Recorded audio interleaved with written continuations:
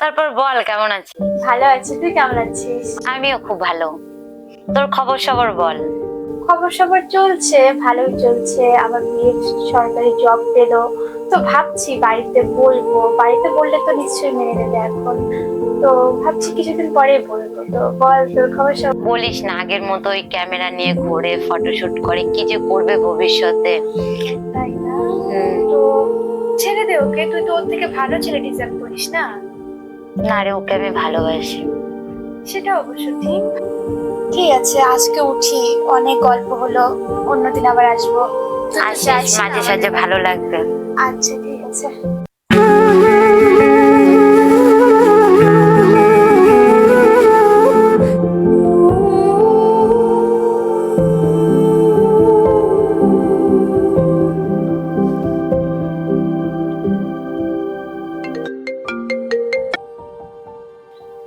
সৌরভ, তোর সঙ্গে আমার কিছু কথা আছে। হ্যাঁ বল। আমি আর তোর সঙ্গে এই রিলেশনে থাকতে পারবো না। আমারও বয়স হচ্ছে, তোরও বয়স হচ্ছে, তুই বুঝতেই পারছিস। বাইরে থেকে এখন বিয়ের চাপ দিচ্ছে, আর তার মধ্যে তুই তো তোর ক্যামেরা কোনোদিনও ছাড়তে পারবি না। এটাই ভালো হবে আমাদের দুজনের জন্য। তুই তোর রাস্তা দেখ, আমি আমার রাস্তা দেখি। তুই আমার সাথে ইয়ার্কি করছিস? দেখ, আমি সিরিয়াসলি বললাম, আর তুই এখনো ইয়ার্কি ভাবছিস? আমি তো কাজ খুঁজছি না, তুই আর কিছুদিন ওয়েট কর, আমার কাজটা হয়ে যাবে। আমি জানতাম তুই এটাই বলবি, কিন্তু তোর কাজ আর কোনোদিনও হবে না। দেখ, তুই তো ভালো করে জানিস ছোট থেকে আমি ক্যামেরা খুব ভালোবাসি। ক্যামেরা আমার ফ্যাশন, একটু বোঝার চেষ্টা কর। আমাকে আমাকে ভালো লাগে তাই আমি করি। আমি বলছি তো হয়ে যাবে, আর কিছুদিন ওয়েট কর। না না, আমি আর তোর কোনো কথাই শুনতে চাই না। আজকের পর থেকে তুই আমাকে কল বা এসএমএস কিছুই করবি না। আর যদি করিস তাহলে এই পৃথিবীতে আর আমাকে দেখবি না। আমি তোকে ভালোবাসি, তুই কিরকম করে আমাকে এই কথাটা বলতে পারিস? একবার ভেবে দেখলি না আমার উপর দিয়ে কি যাবে? তুই শুধু বলতেই পারিস ভালোবাসি ভালোবাসি। তুই দেখা তো আমার জন্য এতদিনে কি করলি, একটা রিজন দেখা। দেখ, এরকম কথা বলিস না, আমি তোকে ভালোবাসি। আমি বলছি তো কাজটা এবার হয়ে যাবে। দেখ সৌরভ, সারাদিন শুধু ক্যামেরার সামনে কথা বললেই সবকিছু হয় না। এই পৃথিবীতে বেঁচে থাকতে গেলে টাকা কামাইতে হয়, আর সেটা তো তুই কোনোদিনই করবি না। তুই তো ক্যামেরা নিয়েই থাকবি, তার মধ্যে তুই আমার কোনো কথাই শুনিস না। আমার পক্ষে আর এই সম্পর্কটা কন্টিনিউ করা যাচ্ছে না। তুই আমাকে এভাবে ছেড়ে যাস না, নাহলে আমি খুব একা হয়ে যাবো। একটু বোঝার চেষ্টা কর প্লিজ, আমাকে একটা সুযোগ দে। আমি তো বলছি এবার হয়ে যাবে। দেখ, আমার যে একটাই স্বপ্ন, আমি ইউটিউবার হব। একটু বোঝার চেষ্টা কর, ওটার জন্য আমি দিনরাত খাটি। তুই তোর নিজের লাইফটাও নষ্ট করছিস, সাথে আমারটাও। আমি আর তোর সঙ্গে থাকতে পারবো না। দেখ, আমি চাই তোর সব স্বপ্ন পূরণ হোক, আর তুই অনেক বড় হ। আশা করি আমার থেকে অনেক ভালো মেয়ে পাবি। চল রাখি। ছোট ছোট কথাগুলো থেকে এরকম আমাদের দুজনের মাঝখানে প্রায় হয় এরকম, কিন্তু এবার ঠিক বুঝতে পারছি না কী করব।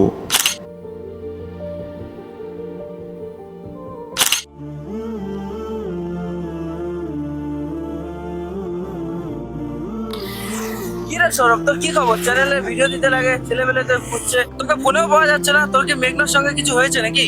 আমার না সবকিছু এলোমেলো হয়ে গেছে। আমি কি করবো, আমার মাথা কাজ করতেছে না। কি করবো বল, আমি ওকে ভালোবাসি, ও আমাকে কেন বুঝতেছে না? মেঘনা জানিস ওই মেয়েটাকে নিয়ে সন্দেহ করতেছে, যে মেয়েটাকে নিয়ে আমরা ভিডিও করি। বল, তুই তো আমার সাথে থাকিস সব সময় না, তুই বল আমার সাথে ওর সাথে কোনো সম্পর্ক আছে? আমি কি করবো বল, আমার মাথা কাজ করতেছে না। বলতো দেখিস আমি আর বেশি দিন বাঁচবো না হয়তো। আরে না ভাই, এমন কথা বলতে নেই। তুই একবার আমার জন্য ওর সাথে কথা বলবি? হ্যাঁ ভাই, আমি তোর জন্য ওর সঙ্গে কথা বলবো। চল, এখন তোকে আমি বাড়ি দিয়েছি। একা থাকতে থাকতে এখন আর আগের মতো কারোর সাথে কথা বলতে ইচ্ছা করে না, আর বাড়ি থেকেও বের হতে ইচ্ছা করে না। সবসময় যে শুধু মেঘনার কথাই ভাবি।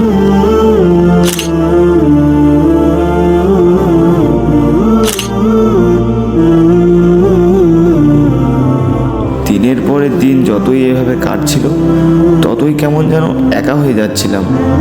কবার যে সুসাইড অ্যাটেম্প করতে গিয়েছি সে আমি নিজেও কাউন্ট করে রাখিনি।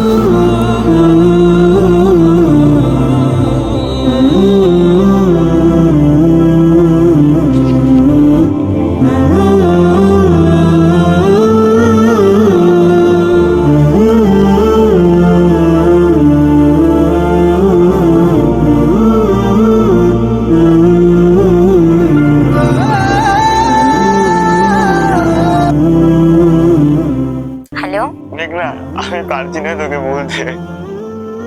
আমি অনেক চেষ্টা করছি, কিন্তু আমি আর পারছি না। প্লিজ একবার দেখা কর। হঠাৎ এতদিন পরে আমার কথা মনে পড়লো। আমি আর আজকে থাকতে না পেরে আজকে কল করলাম। প্লিজ একবার দেখা কর, প্লিজ। আমি তোকে খুব ভালোবাসি। বিশ্বাস কর তুই, আমিও তোকে ভুলতে পারিনি। আমি আর থাকতে পারছি না। আচ্ছা, দেখা কর কালকে। হ্যালো, বলো।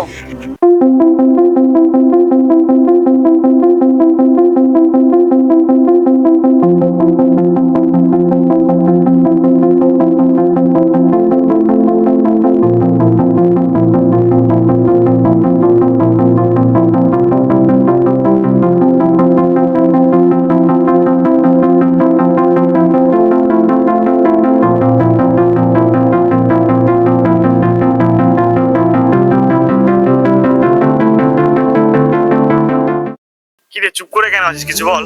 বল, তুই কেমন আছিস? আমি ভালো নাই, জানিস তো। আমি তোকে অনেক মিস করছি। আমি নিজের ভুলটা বুঝতে পারছি। আমি এখন থেকে ভিডিও করা বন্ধ করে দেবো, কিন্তু তুই আমাকে আর ছেড়ে যাস না, প্লিজ। আমিও তোকে অনেক মিস করছি রে। পারলে আমাকে ক্ষমা করে দিস, তোকে আমার বোঝার দরকার ছিল। কলটা উঠা। বাইরে থেকে মা ফোন করছে। তো উঠা কলটা। না থাক, ঠিক আছে, তুই যা, আমার ফ্রেন্ড আসবে তো। ঠিক আছে, তো আস।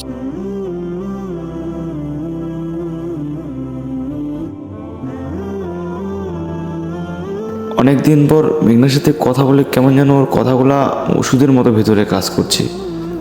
ও শিট শিট শিট, আমি তো ভুলে গেছিলাম ওকে একটা সারপ্রাইজ দেওয়ার কথা। চাই দিয়ে আসি।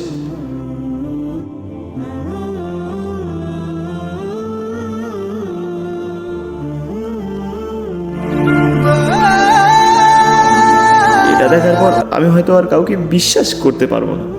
কেন জানি না, নিজেকে খুব ছোট মনে হচ্ছে।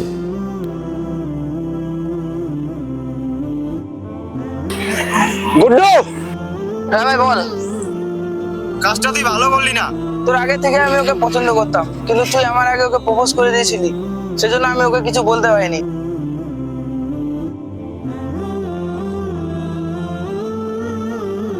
মেঘনা শুধু আমার।